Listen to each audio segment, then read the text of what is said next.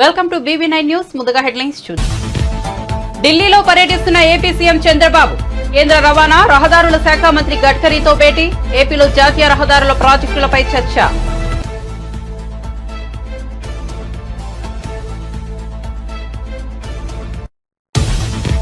ప్రధాని మోదీ అమిత్ షాను కలిసిన అనంతరం రేవంత్ రెడ్డి ప్రెస్ మీట్. తెలంగాణ అభివృద్ధికి సహకరించాలని కోరినట్లు వెల్లడి. మోదీ అమిత్ షా సానుకూలంగా స్పందించారని వ్యాఖ్య.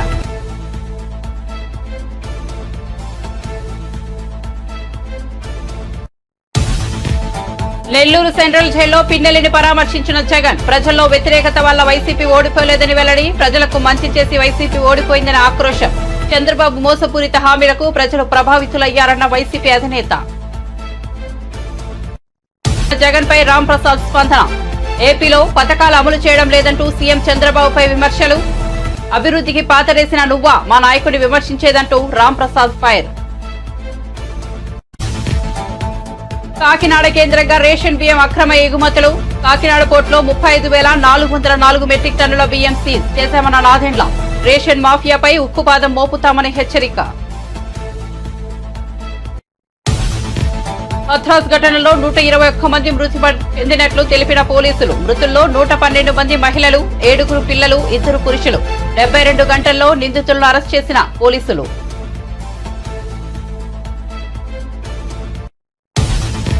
తాము చెప్పిన వాటిని కేంద్రం పెద్దలు సావధానంగా విన్నారన్న డిప్యూటీ సీఎం. కేంద్రం పెద్దలు సానుకూలంగా స్పందించారని వెల్లడి. చంద్రబాబుతో భేటీకి స్పందించి అజెండాను రూపొందించామని వెల్లడి.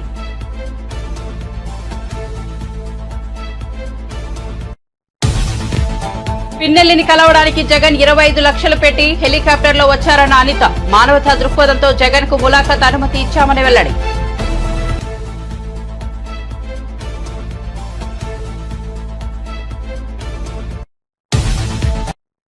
ఇక వార్త వివరాల్లోకి వెళ్తే ఏపీ ముఖ్యమంత్రి చంద్రబాబు ఢిల్లీ పర్యటనలో భాగంగా కేంద్ర రవాణా రహదారుల శాఖ మంత్రి నితిన్ గడ్కరీని కలిశారు. చంద్రబాబుతో భేటీపై నితిన్ గడ్కరీ సోషల్ మీడియా వేదికగా అప్డేట్ ఇచ్చారు. ఢిల్లీలో ఏపీ ముఖ్యమంత్రి చంద్రబాబుతోనూ ఉన్నతాధికారులతో సమావేశమై ఆంధ్రప్రదేశ్లో నిర్మాణంలో ఉన్న జాతీయ రహదారుల పనుల పురోగతిపై సమీక్షించాలని గడ్కరీ వెల్లడించారు. ఇదే విషయాన్ని చంద్రబాబు కూడా ఎక్స్ ద్వారా వెల్లడించారు. ఢిల్లీలో కేంద్ర మంత్రి నితిన్ గడ్కరీని కలిసి జాతీయ రహదారుల ప్రాజెక్టులపై చర్చించాలని తెలిపారు. అందరూ కలిసి సమిష్టిగా ఆంధ్రప్రదేశ్ రాష్ట్రాన్ని ప్రగతి పథంలో ముందుకు తీసుకెళ్తామన్న నమ్మకం తనకుందంటూ చంద్రబాబు కేంద్ర మంత్రి గడ్కరీ ట్వీట్ ను రీపోస్ట్ చేశారు. కాగా గడ్కరీతో సమావేశంలో చంద్రబాబుతో పాటు కేంద్ర మంత్రి కింజరపు రామ్మోహన్ నాయుడు, కేంద్ర సహాయ మంత్రి పెంబసాని చంద్రశేఖర్ తదితరులు పాల్గొన్నారు. బీజేపీ నేత మల్కాజ్గిరి ఎంపీ ఈటెల రాజేందర్ కు బీఆర్ఎస్ అధినేత కేసీఆర్ పై ఇంకా ప్రేమ తగ్గినట్లు లేదని తెలంగాణ ముఖ్యమంత్రి రేవంత్ రెడ్డి ఎద్దేవా చేశారు. ఢిల్లీలో ప్రధాని నరేంద్ర మోదీ, కేంద్ర మంత్రి అమిత్ షా తదితరులను రేవంత్ రెడ్డి ఉప ముఖ్యమంత్రి మల్లుబట్టి విక్రమార్క కలిశారు. అనంతరం మీడియా సమావేశంలో రేవంత్ రెడ్డి మాట్లాడుతూ బీజేపీ నేతలు ఫిరాయింపులపై మాట్లాడడం విడ్డూరమన్నారు. 11 రాష్ట్రాల్లో బీజేపీ ఎంతో మందిని చేర్చుకుని అధికారంలోకి వచ్చిందని ఆరోపించారు. మధ్యప్రదేశ్, మహారాష్ట్రల్లో ప్రభుత్వాలు ఎలా ఏర్పడ్డాయో చెప్పాలన్నారు. అసలు కేసీఆర్ పట్ల బీజేపీ నేతలు ఈటలకు సానుభూతి ఎందుకో చెప్పాలన్నారు. ఈటల ఇప్పటికీ కేసీఆర్ నే తన నాయకుడిగా అనుకుంటున్నట్లుగా ఉన్నారని చురకలంటించారు. అయినా ప్రజలకు మేలు చేయడానికి తాము ఏం చేయాలో అదే చేస్తామన్నారు. రాష్ట్ర విభజనకు తర్వాత రావలసిన మా రాష్ట్రానికి అన్ని విషయాల మీద 6 తారీఖు రోజు మేము ఒక మంచి వాతావరణంలో కూర్చొని చర్చించుకుంటున్నాం. మీ సహకారం కూడా సమస్యల పరిష్కారానికి ఉండాలని అమిత్ షా గారికి చెప్పినాం. వారు స్పష్టంగా మీ సమస్యలు పరిష్కరించుకోండి, కేంద్ర ప్రభుత్వం వైపు నుంచి పూర్తి సహకారం ఉంటుందని వారు చెప్పారు. చాలా అంశాలు ఉన్నాయి, ఇంకా అది లిస్ట్ ఇస్తాను. 9th షెడ్యూల్ 10th షెడ్యూల్లో ఉన్న ప్రాపర్టీస్ కావచ్చు.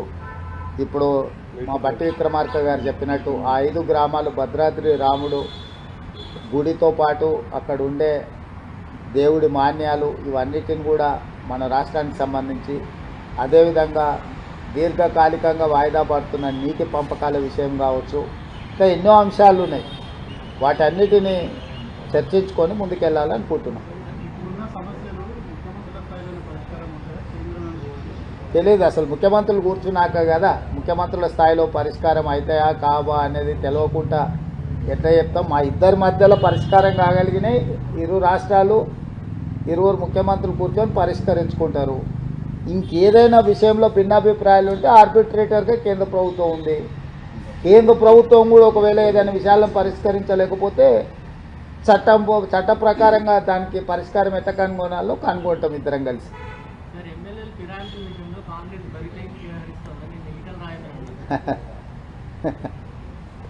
ఇక ఏం మాట్లాడతాం, 20 సంవత్సరాలు ఆయన ఎవరితో కలిసి తిరిగాడు, ఎవరితో అధికారం పంచుకున్నాడు, ఆయన కండువాలు కప్పేటప్పుడు ఎప్పుడైనా మాట్లాడిండా?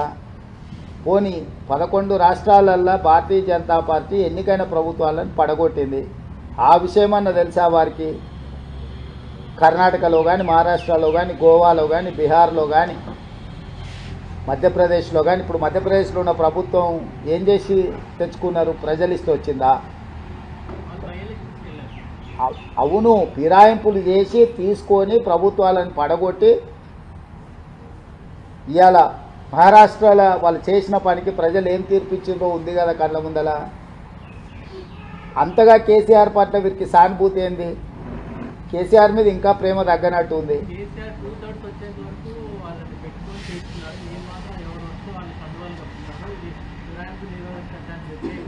అని ఎవరంటారు? అంటున్నా, ఆయనకి ఇంకా కేసీఆర్ మీద ప్రేమ తగ్గినట్టు లేదని అంటున్నా. వాళ్ళు ప్రేమించుకొని మాకేమో అభ్యంతరం. ఇప్పుడు ఇంకా వాళ్ళ నాయకుడు కేసీఆరే అనుకుంటున్నాడేమో ఆయన, నాకు తెలీదు. కాబట్టి గతంలో జరిగిన విషయాలను, గతంలో చేసిన పాపాలను, అప్పుడు సహకరించిన విధానం, వాటిని చూసినప్పుడు మేము చాలా ప్రజాస్వామికబద్ధంగా వ్యవహరిస్తున్నాం. ఎవ్వరు ఎలాంటి బాధపడాల్సిన అవసరం లేదు. ప్రజలకు మేలు జరగడానికి ఏం చేయాలనో ఆ ప్రయత్నాలన్నీ కాంగ్రెస్ పార్టీ చేస్తుంది. మాజీ సీఎం వైసీపీ అధినేత జగన్ నెల్లూరు సెంట్రల్ జైల్లో ఉన్న మాచర్ల మాజీ ఎమ్మెల్యే పిన్నెల్లి రామకృష్ణారెడ్డిని పరామర్శించారు. అనంతరం జైలు వెలుపల మీడియాతో మాట్లాడారు. పిన్నెల్లి రామకృష్ణారెడ్డిపై 307 సెక్షన్ కింద హత్యాయత్నం కేసు పెట్టి అన్యాయంగా జైల్లో నిర్బంధించారని మండిపడ్డారు. ఇవాళ రాష్ట్ర వ్యాప్తంగా ఇవే కార్యక్రమాలు చేస్తున్నారని అన్నారు. టీడీపీకి చంద్రబాబుకు ఓటేయలేదన్న ఒకే ఒక్క కారణంతో ఆస్తులు ధ్వంసం చేస్తున్నారని, దొంగ కేసులు పెడుతున్నారని ఆరోపించారు. దాడులు చేసేది వీళ్లే, మళ్లీ తమపైనే దాడులు చేస్తున్నారంటూ కేసులు పెట్టేది వీళ్లే అని జగన్ ధ్వజమెత్తారు. రాష్ట్రంలో ఇంత దారుణంగా పరిపాలన సాగిస్తున్నారని విమర్శించారు. కేసులు పెట్టి ఏ రకంగా అన్యాయంగా తనను జైల్లో నిర్బంధించడం జరుగుతా ఉందో కూడా చూస్తా ఉన్నాం. ఈరోజు రాష్ట్ర వ్యాప్తంగా కూడా ఇదే కార్యక్రమాలు జరుగుతూ ఉన్నాయి.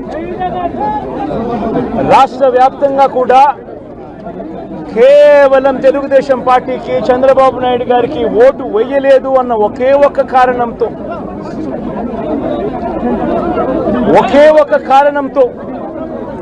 ఏకంగా ఆస్తులను ధ్వంసం చేస్తా ఉన్నారు, దొంగ కేసులు పెడతా ఉన్నారు. వీళ్ళే కొడతారు, మళ్ళీ వీళ్ళే అటువైపున ఉన్న వారి మీద వాళ్ళు కొట్టారు అని చెప్పి కేసులు పెడతారు. ఇంతటి దారుణంగా ఈరోజు రాష్ట్రంలో పరిపాలన సాగిస్తా ఉన్నారు. నేను అడుగుతా ఉన్నా, ఇదే గత 5 సంవత్సరాల కాలంలో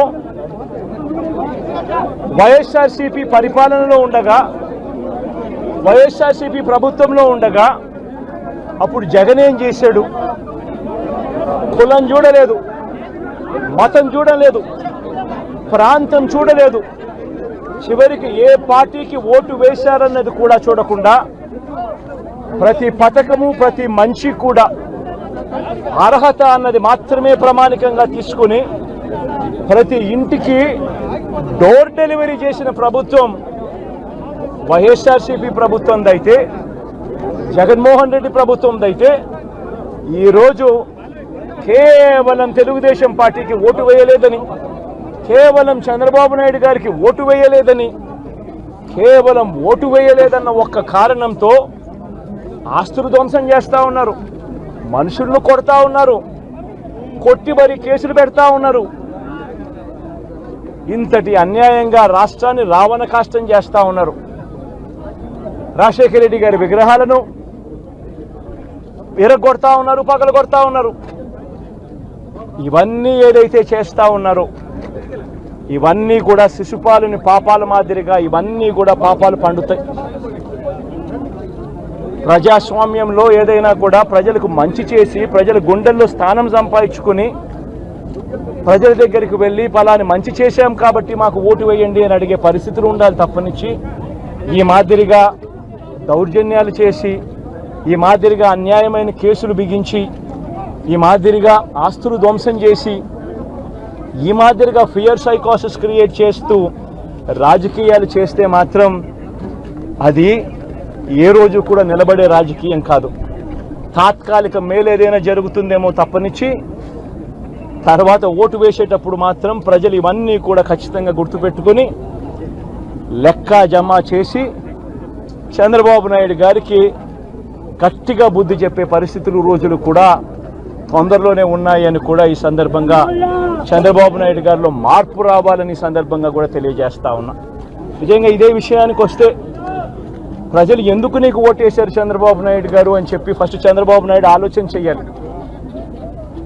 ఒకవైపున వైఎస్ఆర్ కాంగ్రెస్ పార్టీ ప్రజల్లో వ్యతిరేకత వల్ల ఓడిపోలేదు, ప్రజలకు మంచి చేసి ప్రజలకు మంచి చేసి వైఎస్ఆర్ కాంగ్రెస్ పార్టీ ఓడిపోయింది. ఎందుకు ఓడిపోయింది అని అంటే చంద్రబాబు నాయుడు చేసిన మోసపూరిత హామీలకు ప్రజలు కాస్తో కూస్తో కొద్దిగా ఇదై ఆ 10% కాస్త అటువైపున షిఫ్ట్ అయి చంద్రబాబు నాయుడు గారు అధికారంలోకి వచ్చిన పరిస్థితులు. మరి చంద్రబాబు నాయుడు అధికారంలోకి వచ్చిన తర్వాత ఈ నెల్లూరు జైల్లో ఉన్న మాచర్ల మాజీ ఎమ్మెల్యే పిన్నెల్లి రామకృష్ణారెడ్డిని వైసీపీ అధినేత జగన్ పరామర్శించిన సంగతి తెలిసిందే. దీనిపై ఏపీ హోంమంత్రి వంగల్పూడి అనిత స్పందించారు. అమరావతిలో మీడియా సమావేశంలో ఆమె మాట్లాడుతూ ఈవీఎం పగలగొట్టిన పిన్నెల్లిని కలిసేందుకు జగన్ 25 లక్షలు ఖర్చు చేశారని వెల్లడించారు. జైల్లో ఉన్న పిన్నెల్లి కోసం జగన్ హెలికాప్టర్లో నెల్లూరు వెళ్లారని వివరించారు. అయితే పిన్నెల్లి ములాఖతులో అయిపోయినప్పటికీ మానవతా దృక్పథంతో జగన్ కు అనుమతి ఇచ్చామని అనిత స్పష్టం చేశారు. ములాఖతులు అయిపోయాయని తెలిసి కూడా జగన్ ఉద్రిక్తతలు రగిల్చే ప్రయత్నం చేసినట్టు తెలుస్తోందని పేర్కొన్నారు. ఆయన మీద ఒక హత్యాయత్నం, ఈవీఎం బాక్సులు బదలగొట్టారన్న ఒకటి, ఇవన్నీ కూడా రికార్డెడ్ గా దొరికినాయి. రికార్డెడ్ గా దొరికిన తర్వాత అరెస్ట్ ప్రక్రియ అనేది ఎలా జరిగిందో మనందరికీ కూడా తెలుసు. ఆయనని తీసుకెళ్లి ఆయన పరామర్శించడానికి జగన్మోహన్ రెడ్డి అనే వ్యక్తి, ఒక మాజీ సీఎం, ఫస్ట్ తీసుకున్న ప్రోగ్రామ్ కూడా ఏంటంటే ఒక ఖైదీని వెళ్ళి కలవటానికని ఒక ప్రోగ్రామ్ తీసుకున్నారు. అది అతని ఇష్టం. అది కూడా ఏంటి, ఒక 25 లక్షల రూపాయలు ఖర్చు పెట్టుకుని అక్కడికి వెళ్ళి ఒక హెలికాప్టర్లో వెళ్ళారు. ఒక డబ్బున్నవాడు వెళ్ళాడు, తీసుకొని పెట్టుకున్నాడు. నేను ఇక్కడ ఏమంటానంటే యాక్చువల్గా పిన్నెల్లి గారికి ఉన్న ములాఖాతులు టైం అయిపోయింది.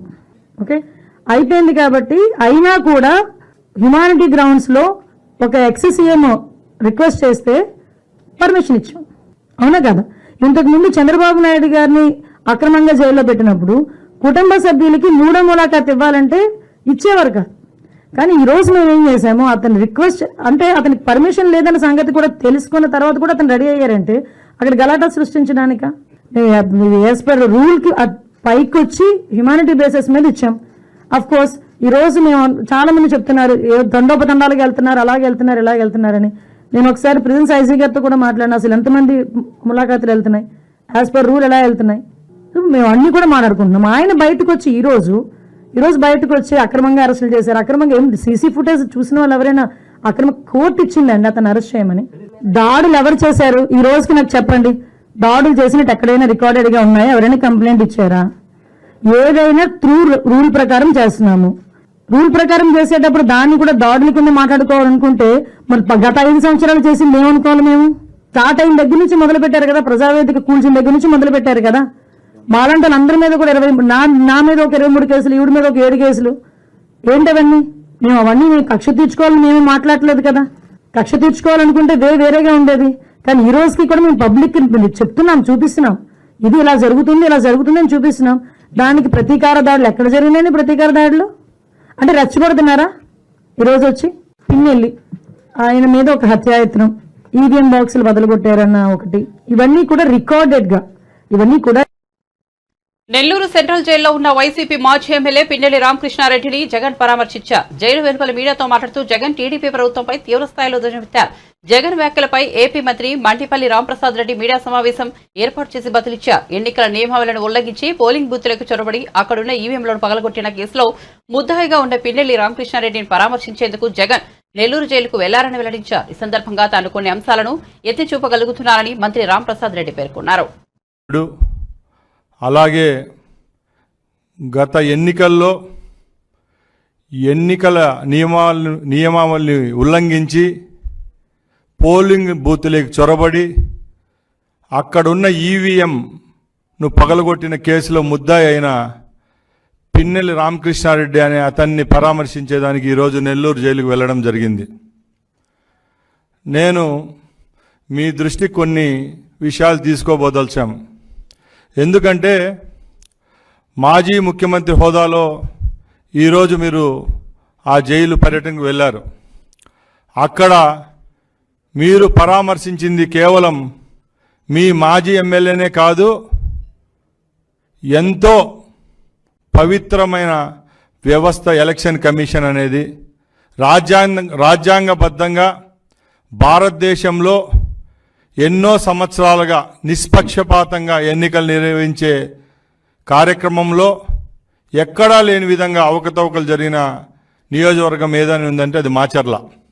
గత 4 పర్యాయాలు అక్కడ శాసనసభ్యుడిగా ఉన్న ఈ రామకృష్ణారెడ్డి అనే అతను మొన్న ఎన్నికల్లో బూతులేకి చొరబడి ఈవీఎం బాక్స్ను పగలగొట్టి, అదే కాకుండా అక్కడ తెలుగుదేశం పార్టీ ఏజెంటుగా ఉన్న శేషగిరిరావు అనే అతను అడ్డుపడితే ఆయన మీద కూడా దాడి చేయడం జరిగింది.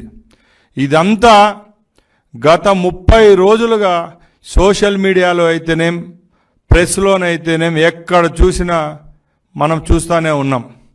అంత ప్రజల్లోకి వెళ్ళిన ఘటన ఏదైనా ఉందంటే ఈ ఇష్యూనే ఉంది. దాన్ని కూడా తప్పుదారి పట్టించే విధంగా దాంకొని హైకోర్టును ఆశ్రయించి అక్కడ బెయిల్ రాకపోవడంతో తానంతకు తానే వచ్చి ఈరోజు లొంగిపోవడం జరిగింది. అలాంటి వ్యక్తిని నువ్వు పరామర్శించడం జరిగింది. దానికి మేము కూడా ఏం విమర్శించాం. ఎందుకంటే ఎట్లయినా కానీ మంచోడో చెడ్డోడో అతను 4 పర్యాయాలు శాసనసభ్యుడిగా నీ వెంటే నడిచాడు కాబట్టి నువ్వు అక్కడికి వెళ్ళడం మేము కూడా సంతోషిస్తున్నాం. అంతేగాని నువ్వు ఆ సంఘటన వదిలేసి మా ముఖ్యమంత్రి వర్యులు పెద్దలు నారా చంద్రబాబు నాయుడు గారి మీద, ఇప్పుడున్న ప్రభుత్వం మీద కొన్ని చురుకలు అంటించారు మీరు. దాని కౌంటర్గానే నేను ఈ కార్యక్రమాన్ని ఇక్కడ ఏర్పాటు చేశాను. ప్రజల దృష్టికి కూడా కొన్ని విషయాలు చెప్పదలుచుకున్నాం. ముఖ్యంగా మాచర్ల విషయానికి వస్తే, వరంగల్ జిల్లాను హైదరాబాద్ కు దీటుగా అభివృద్ధి చేస్తామని ఐటీ శాఖ మంత్రి శ్రీధర్ బాబు అన్నారు. హనుమకొండలో రాక్స్ ఐటీ పార్కును మంత్రి ప్రారంభించారు. హనుమకొండ, వరంగల్ పారిశ్రామికంగా అభివృద్ధి చెందుతాయన్న ఆయన ప్రైవేట్ పరిశ్రమలు తీసుకొచ్చి యువతకు ఉపాధి కల్పిస్తామని తెలిపారు. ద్వితీయ శ్రేణి నగరాల్లోనూ ఐటీ విస్తరించాలన్నదే రాష్ట్ర ప్రభుత్వ సంకల్పమని స్పష్టం చేశారు.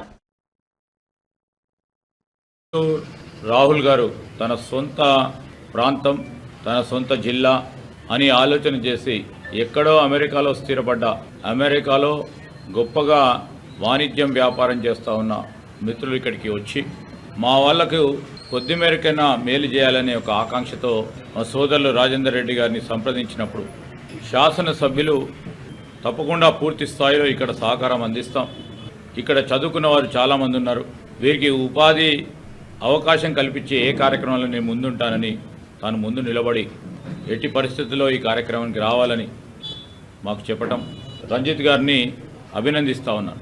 మా ప్రభుత్వం ఏర్పడ్డ తర్వాత ముఖ్యమంత్రి గారు మేము అందరం కూడా కలుసుకొని హైదరాబాదు ఇంకా 10 అభివృద్ధి చేయాలి. దాంతోపాటు టియర్ 2, టియర్ 3 సిటీస్కి సంబంధించిన ఏదైతే సిటీస్, టౌన్స్ ఉన్నాయో దాంట్లో ప్రధానంగా వరంగల్ లాంటి ప్రముఖమైన నగరం ఇది. ఇక్కడ ఒక చదువుల కేంద్రంగా, సరస్వతి నిలయంగా, విజ్ఞానానికి నిలయంగా, ఒక కాకతీయ విశ్వవిద్యాలయం, ఆనాడు ఆర్ఈసీ, ఎన్ఐటి, ఈరోజు అనేక కళాశాలలకు పుట్టినిల్లుగా ఈ ప్రాంతం ఒక విద్యా నిలయంగా నిలిచింది.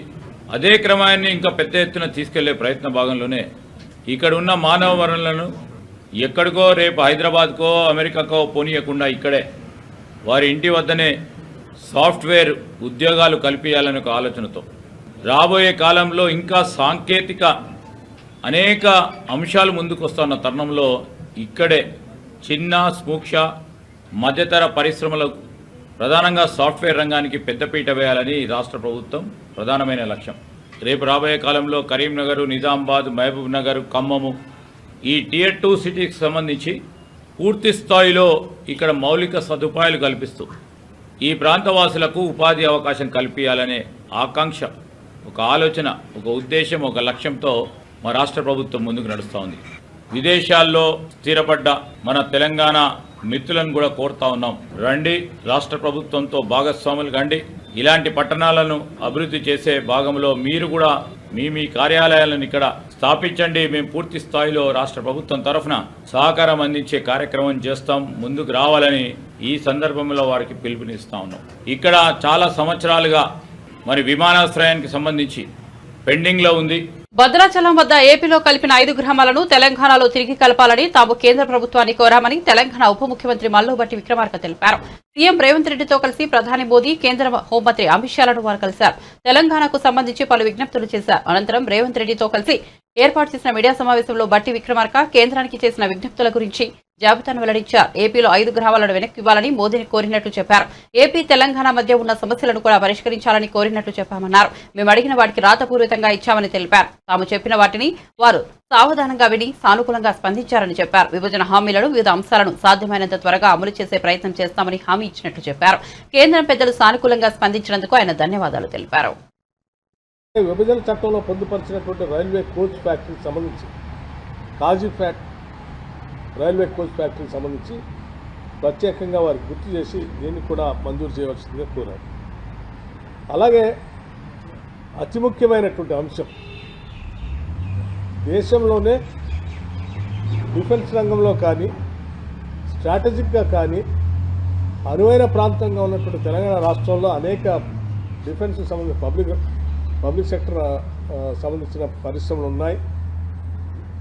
వాటన్నిటినీ ఎకోసిస్టమ్ కూడా బాగుంది కాబట్టి, మాకున్నటువంటి వాతావరణం కానీ హ్యూమన్ రిసోర్సెస్ కానీ అందుబాటులో ఉన్నాయి కాబట్టి సెమీ కండక్టర్ మిషన్ని తెలంగాణ ప్రాంతంలో చిప్ మ్యానుఫ్యాక్చరింగ్ కోసం ప్రత్యేకంగా పరిగణించి సహాయపడవలసిందిగా ఏర్పాటు చేయడానికి సహకరించవలసిందిగా వారిని కోరాం. అలాగే పేదవాళ్లకు సంబంధించి రాబోయే 5 సంవత్సరాల్లో 25 లక్షల ఇళ్లకు మంజూరు చేయవలసిందిగా కూడా వారిని కోరాం. అట్లాగే రాష్ట్రానికి సంబంధించి పెండింగ్ ఉన్నటువంటి గ్రాంట్స్ ఏదైతే ఉన్నాయో వాటిని కూడా రిలీజ్ చేయమని అడిగాం. దాదాపు 1,800 కోట్ల రూపాయలు 2019-20 నుంచి పెండింగ్ ఉన్నాయి, అవి కూడా కావాలని అడిగాం. అలాగే వాటితో పాటు ఇంకా కొన్ని ముఖ్యమైనటువంటి అంశాలు కూడా, నవోదయ స్కూల్కి సంబంధించి ప్రతి జిల్లాకి ఒక నవోదయ స్కూల్ కావాలని అడిగాం. అట్లాగే కస్తూర్బా పాఠశాలలు కావాలని అడిగాం. ఇట్లా కుసుమ్ స్కీమ్లో లేకపోతే ఇంకొక స్కీమ్లో సోలార్ ఆల్టర్నేటివ్ ఎనర్జీకి సంబంధించి తెలంగాణ రాష్ట్రం ఒక కొత్తగా ఎనర్జీ పాలసీతో ముందుకు వస్తూ ఉంది. సాధ్యమైనంత మేరకు పెద్ద ఎత్తున కేంద్ర ప్రభుత్వం ఎనర్జీలో మమ్మల్ని గట్టిగా ప్రోత్సహించడానికి కావాల్సిన సహాయ సహకారాలు అందించమని కూడా వారిని ప్రత్యేకంగా కోరాం.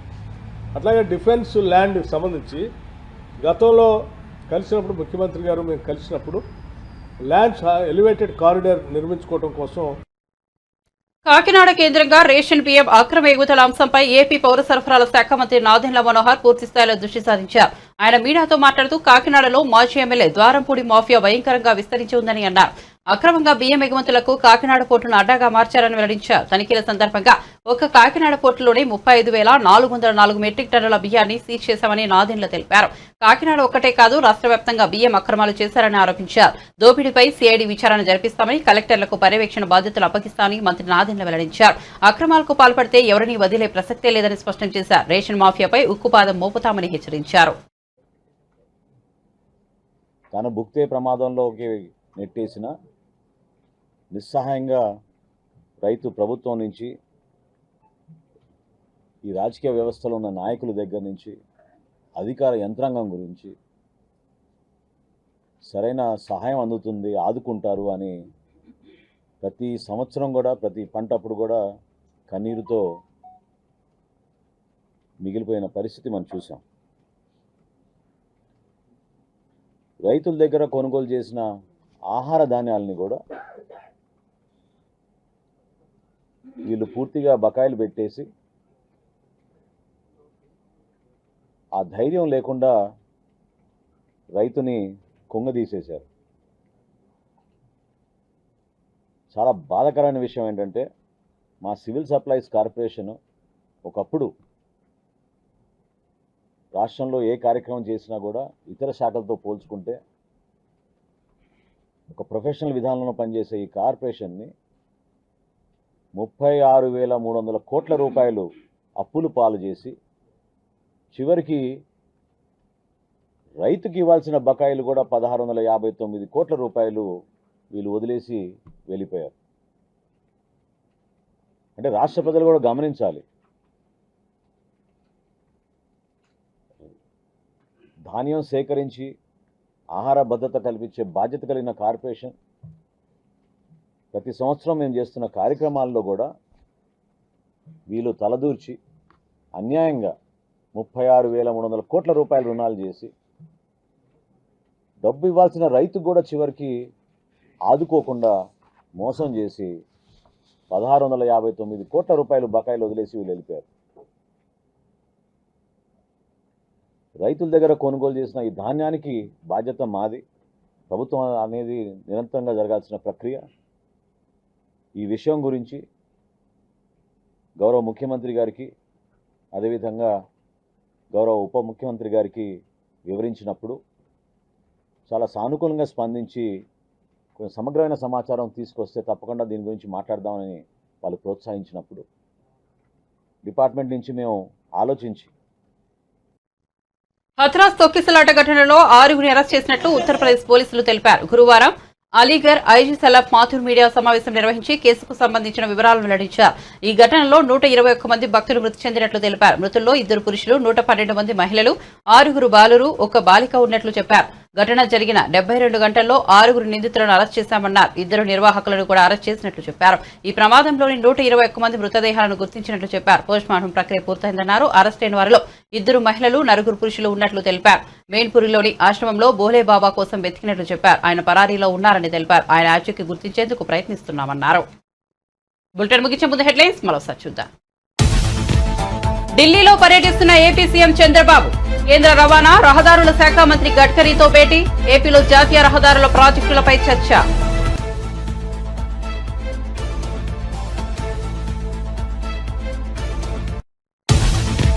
ప్రధాని మోదీ అమిత్ షాను కలిసిన అనంతరం రేవంత్ రెడ్డి ప్రెస్ మీట్. తెలంగాణ అభివృద్ధికి సహకరించాలని కోరినట్లు వెల్లడి. మోదీ, అమిత్ షా సానుకూలంగా స్పందించారని వ్యాఖ్య.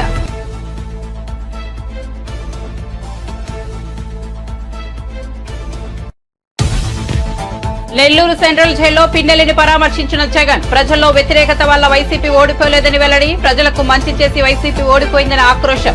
చంద్రబాబు మోసపూరిత హామీలకు ప్రజలు ప్రభావితులయ్యారన్న వైసీపీ అధినేత.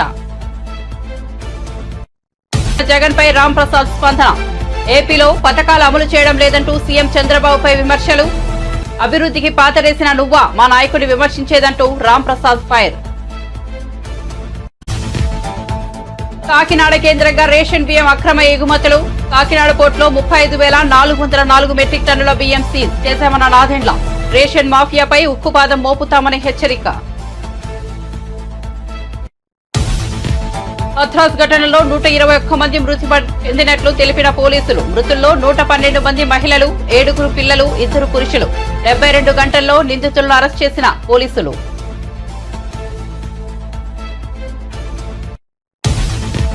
తాము చెప్పిన వాటిని కేంద్రం పెద్దలు సావధానంగా విన్నారన్న డిప్యూటీ సీఎం. కేంద్రం పెద్దలు సానుకూలంగా స్పందించారని వెల్లడి. చంద్రబాబుతో భేటీకి స్పందించి అజెండాను రూపొందించామని వెల్లడి.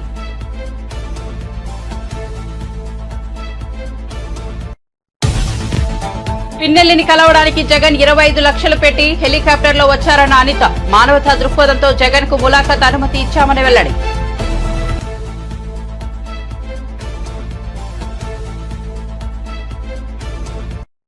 మరిన్ని అప్డేట్స్ కోసం చూస్తూనే ఉండండి BB9 న్యూస్.